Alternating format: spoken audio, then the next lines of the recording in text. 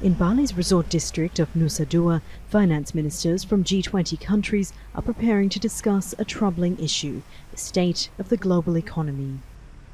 Amid soaring food and energy costs, U.S. Treasury Secretary Janet Yellen wants Russia to be held accountable.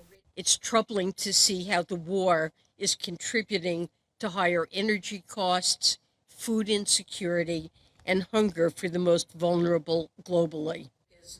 Yellen will use the meeting hosted by Indonesia to push for a designated price on Russian oil, aimed at pressuring Moscow to end its invasion. It will also aid in maintaining the global supply of oil, helping put downward pressure on prices for consumers in America and globally. The economic impact of the war in Ukraine has sent commodity prices soaring. People all over the world are battling with the rising cost of living, a result of high inflation. Supply chain disruptions have been aggravated by the war.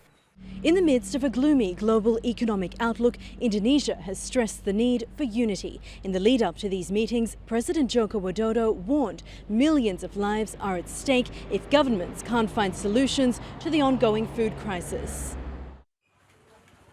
The UN Development Programme has found more than 70 million people have been plunged into poverty since the war began.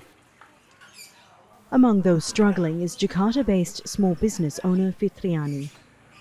She's been the sole breadwinner since her husband lost his job last year.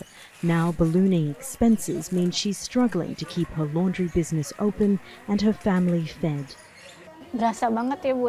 Rising prices are making life so difficult. Everything keeps going up in price. Analysts say low-income households have been hit particularly hard, first by the pandemic and now with mounting inflation. This inflation can also push people who weren't in the poverty line not being able to afford some of their basic needs as well. The International Monetary Fund is projecting a further downgrade in its next global economic forecast, a prediction that will no doubt be weighing on the minds of delegates at the G20 meeting. Jessica Washington, Al Jazeera, Bali.